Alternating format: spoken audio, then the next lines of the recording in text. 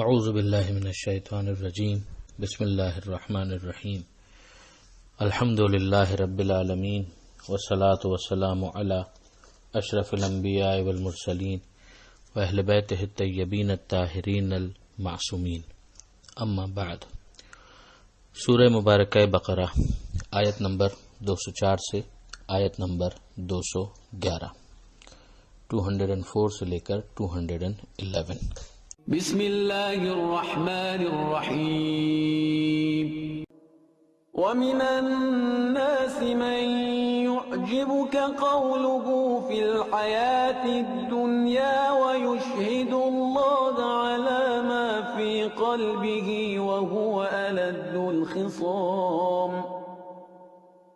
وَإِذَا تَوَلَّى سَعَى فِي الْأَرْضِ لِيُفْسِدَ فِيهَا وَيُهْلِكَ الْحَرْثَ وَالنَّسْلَ وَاللَّهُ لَا يُحِبُّ الْفَسَادَ وَإِذَا قِيلَ لَهُ اتَّقِ اللَّهَ أَخَذَتْهُ الْعِزَّةُ بِالْإِثْمِ فَحَسْبُهُ جَهَنَّمُ وَلَبِئْسَ الْمِهَادُ۔ وَمِنَ النَّاسِ مَن يَشْرِي نَفْسَهُ ابْتِغَاءَ مَرْضَاتِ اللَّهِ وَاللَّهُ رَءُوفٌ بِالْعِبَادِ۔ يَا أَيُّهَا الَّذِينَ آمَنُوا ادْخُلُوا فِي السِّلْمِ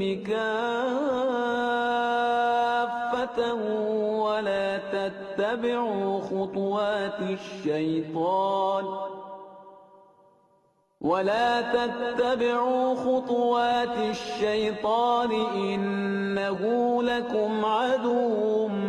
مبين۔ فإن زللتم من بعد ما جاءتكم البينات فاعلموا أن الله عزيز حكيم۔ هل ينظرون إلا أن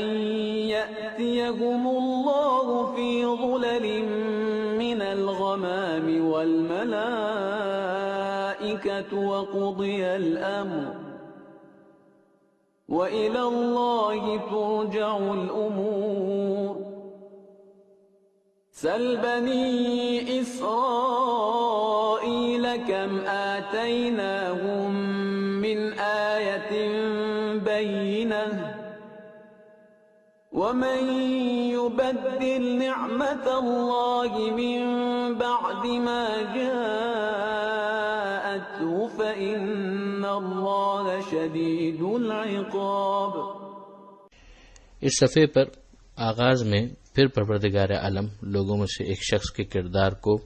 پیش کرتا ہے اور دعوت عبرت دیا جاتا ہے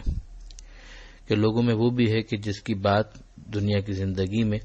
بظاہر بہت میٹھی اور بہت اچھی لگتی ہے، یعنی جب وہ آتا ہے اور بات کرتا ہے تو اپنی گفتگو کو بہت عمدگی کے ساتھ ترتیب دے کر پیش کرتا ہے اور اللہ کو اپنی بات پر جو اس کے دل میں ہے گواہ بناتا ہے، مگر کیس یہ ہے کہ وہ سخت کینہ ور ہے، یعنی دل کے اندر نفرت بھی ہے، بغض بھی ہے، چاہتا ہے کسی طرح سے پیغمبر اکرم کو اور پیغمبر اکرم کے دین کو نقصان پہنچائے، مگر باتیں اس کی میٹھی میٹھی ہوتی ہیں۔ ظاہر یہ منافقین میں سے کسی کا تذکرہ ہے، بعض نام بھی آئے ہیں، مگر بہرحال ایک کردار کے ذریعے سے ایک مینٹلٹی اور مائنڈ سیٹ کو یہاں پر سمجھایا جا رہا ہے۔ پھر ان کا اور طریقہ کار کیا ہوتا ہے وہ بھی بتایا گیا کہ وَإِذَا تَوَلَّى سَعَى فِي الْأَرْضِ لِيُفْسِدَ فِيهَا، کہ وہ زمین پر فساد کرتے ہیں اگر ان کو موقع مل جائے، اور خاص طور پر اگر وہ برسر اقتدار آ جائیں، تولا کے ذریعے سے اقتدار کو بھی سمجھا گیا، تو وہ زمین پر فساد بچائیں گے، وَيُهْلِكَ الْحَرْثَ، کھیتیوں کو خراب کریں گے، وَالنَّسْلَ، اور نسلوں کو برباد کر دیں گے، اور اللہ یقیناً فساد کو پسند نہیں کرتا۔ یہ ان کی دوسری صفت ہوئی۔ پہلی بات کہ میٹھی میٹھی باتیں کرنا، اپنے دل میں موجود باتوں پر خدا کو گواہ بنانا جبکہ اس کے دل میں کینہ ہے۔ دوسری بات کہ موقع مل جائے تو فساد سے نہیں چوکتے۔ تیسری ان کی بات یہاں پر بیان ہو رہی ہے کہ یہ وہ لوگ ہیں کہ جن کو اگر کوئی نصیحت کرے کہ بھئی اللہ کے غضب سے بچو تو اس موقع پر بھی غرور ان کے آڑے آ جاتا ہے اپنے گناہ کے لیے. یعنی کہیں کسی جگہ پر اگر ایکسپوز ہو جائے، پورے ہی اگر ایکسپوز ہو جائے تو وہ منافق کہاں رہے گا. منافق رہتے ہوئے کہیں کسی موقع پر ایکسپوز ہو جائے اور کوئی نصیحت کرے تو گناہ کے موقع پر وہ اپنے غرور کی وجہ سے اصرار کرتے ہیں. ان کے لیے جہنم ہی کافی ہے اور وہی ان کا ٹھکانہ ہے. یہ ایک اور کردار ہمارے سامنے آ گیا. اب اگر آپ پچھلے صفحے کے ساتھ اس کو لنک کریں تو وہاں پر ہم نے دیکھا تھا کہ پروردگار عالم نے یہ ارشاد فرمایا تھا کہ لوگوں میں وہ بھی ہے کہ جس کی دعا یہ ہوتی ہے کہ اے پروردگار مجھے دنیا میں سب کچھ عطا کر دے، پھر اس کا آخرت میں کوئی حصہ نہیں ہے. اس کے مقابلے میں پروردگار نے کہا تھا کہ وہ ہیں لوگوں میں سے کہ جو یہ دعا مانگتے ہیں کہ آتنا فی الدنیا حسنہ وفی الآخرۃ حسنہ، کہ ہمیں دنیا کی اچھائیاں اور نیکیاں بھی عطا کر اور آخرت کی بھی، اور جہنم کے آگ سے اور عذاب سے بچا لے. یہاں پر تیسرا کریکٹر آ گیا کہ جو منافقت کے ساتھ اپنی باتوں کو اس طرح سے پیش کرتا ہے اور اس کا کریکٹر ایسا ہے. اب آخر میں جب کردار اپنی پوری بلندی پر پہنچتا ہے تو پروردگار عالم حضرت امیر المومنین علی ابن ابی طالب علیہ الصلوۃ والسلام کا ذکر کرتے ہوئے یہ ارشاد فرماتا ہے کہ وَمِنَ النَّاسِ مَن يَشْرِي نَفْسَهُ ابْتِغَاءَ مَرْضَاتِ اللَّهِ، کہ لوگوں میں وہ بھی تو ہے کہ جو اپنے نفس کو بیچتا ہے اور مرضی پروردگار کو خریدتا ہے، خوشنودی خدا کو حاصل کرتا ہے. واللہ رؤوف بالعباد، اور اللہ بندوں پر بہت بڑا شفیق ہے. یہ آیت حضرت امیر المومنین کی شان میں نازل ہوئی کہ جب مولا کائنات شب ہجرت پیغمبر اکرم کے فرمائش پر پیغمبر اکرم کے بستر پر لیٹ گئے. پیغمبر اکرم اس موقع پر رات کو مکہ چھوڑ کر جا رہے تھے. امیر المومنین کے حوالے انہوں نے امانتیں کی جو مشرکین ہی کی تھیں زیادہ تر، اور یہ کہا کہ علی اگلے دن تم یہ مشرکین کو امانتیں دینے کے بعد، یعنی جب موقع ملے پیغمبر اکرم کے آگے نکل جانے کے بعد،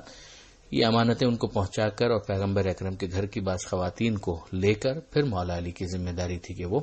مدینہ منورہ کی طرف روانہ ہوں. تو پیغمبر اکرم نے امیر المومنین کو یہ کہا کہ تم میرے بستر پر لیٹ جاؤ، تاکہ مشرکین یہی سمجھیں کہ پیغمبر اکرم اپنے گھر میں ہیں اور پیغمبر اکرم اس موقع پر رات کو نکل گئے. تو پیغمبر اکرم کے لیے امیر المومنین نے اپنی جان کو فدیہ قرار دیا اور پیغمبر اکرم سے صرف اتنا سوال کیا کہ اللہ کے رسول میرے یہاں پر سو جانے سے آپ کی جان تو بچ جائے گی. پیغمبر اکرم نے فرمایا کہ بالکل بے شک، اور امیر المومنین ساری رات وہاں پر سوتے رہے. یہ بھی حکم پروردگار پر عمل کا ایک عجیب مظاہرہ ہے کہ وہ جو رات بھر جھاگ کر عبادت کرنے والا اور مصلی پر سجدہ اور قیام اور رکوع کرنے والا ہے، وہ حکم خدا ہی کی خاطر ساری رات اس کیفیت میں کہ جب چاروں طرف دیواروں کے پاس تلواریں کھچی ہوئی تھی، اندر مکان میں امیر المومنین پیغمبر اکرم کے بستر پر آرام سے سو رہے تھے. اس کی تفصیلات ظاہر ہے کہ اپنے مقام پر ہیں، مگر اگر آپ کچھ حوالہ جات اس حوالے سے نوٹ کرنا چاہیں تو حضرت علامہ امینی نے الغدیر کے اندر بہت سے حوالے اس کے اندر جمع کر دیے ہیں. اس کے علاوہ بھی غزالی نے احیاء العلوم کے اندر، ابن صباغ مالکی نے فصول المحمہ کے اندر، سبت ابن جوزی نے تذکرۃ الخواص میں، امام احمد ابن حنبل نے اپنی مسند میں، اسی طرح سے تاریخ طبری میں، سیرت ابن حشام میں، سیرت حلبی میں، تاریخ یعقوبی کے اندر اور دیگر مقامات پر یہ واقعہ آپ کو تفصیل سے مل جائے گا. ابن ابی الحدید معتزلی نے بھی اس حوالے سے بہت کچھ شرح نہج البلاغہ کے اندر لکھا ہے. ابو جعفر اسکافی کا بھی اسی طرح کا تبصرہ ہے، اور پیغمبر اکرم کے بستر پر مولا علی کے سونے کے اس واقعے کو تواتر سے تعبیر کیا ہے کہ اس کا انکار غیر مسلموں اور کم ذہن لوگوں کے علاوہ کوئی نہیں کر سکتا. تو کوئی اختلاف بھی ایسا نہیں ہے. ظاہر ہے کہ شیعہ سنی سبھی امیر المومنین سے محبت کرتے ہیں اور مولا کے فضائل کو پسند کرتے ہیں، مگر ضرور تاریخ کے اندر ایک ایسا تاریخ دور گزرا ہے کہ جب امیر المومنین کے فضائل کے اوپر پردہ ڈالنے کی بہت کوشش کی گئی اور مولا کے رد میں اور مولا کے خلاف باقاعدہ احادیث گڑھنے کا ایک رواج تھا، خاص طور پر شام میں. تو اس موقع پر یہ بھی ہمیں ملتا ہے تاریخ کی کتابوں کے اندر کہ امیر المومنین کی شان میں نازل ہونے والی اس آیت کے بارے میں کئی ہزار درہم کی رشوت دے کر کوشش کی گئی کہ اس کا شان نزول بدلا جائے اور یہ کہا جائے کہ یہ ابن ملجم جو کہ علی علیہ السلام کا قاتل ہے اس کے بارے میں نازل ہوئی، جو بڑی بدقسمتی ہے، مگر میں اس کی تفصیل میں اب اور زیادہ یہاں پر نہیں جاتا۔ خلاصہ کلام یہ کہ پروردگار عالم نے یہاں پر باقاعدہ تعریف کے انداز میں اس بات کا ذکر کیا ہے۔ یہ بھی ذہن میں رہے کہ پروردگار عالم نے عمومی طور پر مومنین کا ذکر کرتے ہوئے سورہ توبہ کے اندر یہ کہا کہ اللہ نے مومنین کی جان اور مال کو جنت کے عوض خرید لیا، مگر یہاں پر معاملہ جو امیر المومنین کا ہے وہ اس سے بھی بالا تر ہے کہ مرضی پروردگار کے عوض خدا نے یہ کہا کہ وہ اپنے نفس کو بیچتے ہیں۔ اگلی آیت میں ہمیں نظر آتا ہے کہ پروردگار یہ کہتا ہے کہ اے ایمان لانے والوں، ادخلوا فی السلم کافہ، سلم میں پورے داخل ہو جاؤ۔ سلم کی ایک تعبیر کی گئی خود اسلام، اور یہ بھی کہا گیا کہ اس سے مراد امن و صلح، کہ اسلام خون ریزی کا خواہ حامی نہیں ہے، بلکہ وہ پسند کرتا ہے کہ امن و امان کی فضا کو باقی رکھا جائے۔ پھر یہ بھی کہا گیا کہ شیطان کے جو فٹ سٹیپس ہیں اس کی اتباع مت کرو، وہ یقیناً تمہارا دشمن ہے اور کھلا ہوا دشمن ہے۔ اب آگے تھوڑا سا ایک ڈانٹنے والا انداز ہے پروردگار کی طرف سے کہ اب اگر اس کے بعد کے کھلے ہوئے احکام تمہارے پاس آ چکے پھر بھی اگر تم ڈگمگا جاؤ تو جانے رہو کہ اللہ بڑا زبردست ہے، سوجھ بوجھ والا ہے۔ یہیں سے ہمیں سمجھ میں آتا ہے کہ بہرحال مسلمانوں کے بارے میں اس بات کا امکان تو ہے کہ پروردگار عالم کے یہ الفاظ بتا رہے ہیں کہ ڈگمگانے کا امکان ہے، جبکہ بینات بھی آ جائیں۔ بینات کا مطلب ہی یہ ہے کہ وہ چیز بالکل کرسٹل کلیئر ہو جائے، اس کے بارے میں نص ہو واضح طور پر، پھر بھی لوگ اس کے بارے میں ڈگمگا جائیں۔ تو خود ہم دیکھتے ہیں کہ بہت احتیاط کے ساتھ بھی ہم یہ کہیں تو بہرحال موقف تو یہی ہے کہ پیغمبر اکرم صلی اللہ علیہ وآلہ وسلم کے بعد امیر المومنین کا جو حق تھا وہ جو ہٹایا گیا تو وہ اس کے بعد اسی آیت کا اور اس جیسی دوسری آیتوں کا وہ مصداق بنتے ہیں۔ تو وہ اعتراض بالکل ختم ہو جاتا ہے کہ کیسے ممکن ہے کہ جب واضح طور پر بیان کر دیا جائے تو پھر اس کے بعد کوئی ماننے سے انکار کر دے۔ یہ پروردگار عالم واضح طور پر یہ کہہ رہا ہے کہ اگر تم ڈگمگا جاؤ بعد اس کے کہ بینات تمہارے پاس آ چکے ہیں تو جان لو کہ یقیناً اللہ عزیز بھی ہے، حکیم بھی ہے، زبردست بھی ہے اور سوجھ بوجھ والا بھی ہے۔ پھر اس کے بعد اگلی آیت میں پروردگار عالم نے ایک استفہام انکاری، یعنی ایک سوال ایسا کہ جس کے اندر انکار موجود ہے کہ کیا یہ لوگ اس بات کا انتظار کر رہے ہیں کہ خود اللہ آ جائے گا سفید بادلوں کے سائے میں اور فرشتے آ جائیں گے؟ معاملہ تو پہلے ہی صاف ہو چکا، وقضی الامر، در این حال کے پہلے ہی بات کو واضح کیا جا چکا ہے۔ تو اگر کوئی اس انتظار میں ہے تو یہ چیز محال ہونے کے ساتھ پروردگار عالم کی منشا کے بھی خلاف ہے کہ مثلا فرشتوں کے کیس میں تو ہم کہہ سکتے ہیں محال نہیں ہے، مگر پھر اس کے بعد پروردگار عالم کا جو امتحان تھا وہ کہاں باقی رہتا ہے؟ امتحان تو ہے ہی اس طرح سے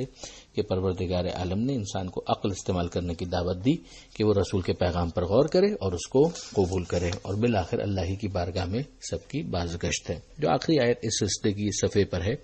اس میں بنی اسرائیل کے بارے میں کہا گیا، بنی اسرائیل سے پوچھو کہ ہم نے ان کو کتنے کھلے ہوئے معجزات، آیت یہاں پر معجزے کے معنی میں استعمال ہوئی کہ بینہ، آیتم بینہ ہم نے عطا کی، مگر جو اللہ کی نعمت کو اس کے آنے کے بعد بدل دے تو جان لے کہ وہ اللہ شدید العقاب ہے، سخت سزا دینے والا ہے۔ یہاں پر پھر ہمیں سمجھ میں آتا ہے کہ بنی اسرائیل سے پوچھ لو، واضح بات آ گئی، معجزات بھی آ گئے، پھر بھی انہوں نے قبول نہیں کیا۔ تو یہ مسلمانوں کے کیس میں بھی بالکل ممکن ہے، جبکہ بنی اسرائیل کے حوالے سے تنبیہ بھی کی گئی ہے پیغمبر اکرم کی حدیث میں کہ جو انہوں نے کیا یہ مسلمان بھی کریں گے۔ تو بہت ٹھنڈے دل سے اس پر غور کرنے کی ضرورت ہے کہ یہاں پر نعمت خدا کے بدلنے کا ذکر ہے، اور جو غدیر سے متعلقہ آیت ہے اس کے اندر پروردگار عالم نے نعمت کے تمام کرنے کا اعلان کیا تھا کہ آج کے دن میں نے دین کو مکمل کر دیا اور نعمتوں کو تمام کر دیا، جب مولا کی ولایت کا اعلان ہوا تھا۔ تو یہاں پر ان دونوں آیتوں کو آپ ملائیے تو پھر واپس سمجھ میں آتا ہے کہ اگر کوئی اللہ کی نعمت کو تبدیل کر دے بعد اس کے کہ وہ آ چکی ہے تو پھر اللہ سخت سزا دینے والا ہے۔ کوئی ضروری نہیں ہے کہ ہمارے ان تمام تفسیروں سے سب کے سب متفق ہوں، مگر آیتوں کو آیت کے ذریعے سے ہی اگر دیکھا جائے تو بات بالکل واضح ہو جاتی ہے۔ صرف غور و فکر کی دعوت ہے، قبول کرنے پر کسی قسم کا کوئی جبر نہ ہو سکتا ہے نہ ہے۔ پروردگار عالم سے دعا ہے کہ وہ ہمیں قرآن مجید سمجھنے اور اس پر عمل کرنے کی توفیق عطا فرمائے، اور وارث قرآن امام زمانہ کے ظہور میں تعجیل فرمائے۔ وآخر دعوانا ان الحمد للہ رب العالمین، والسلام علیکم ورحمۃ اللہ وبرکاتہ۔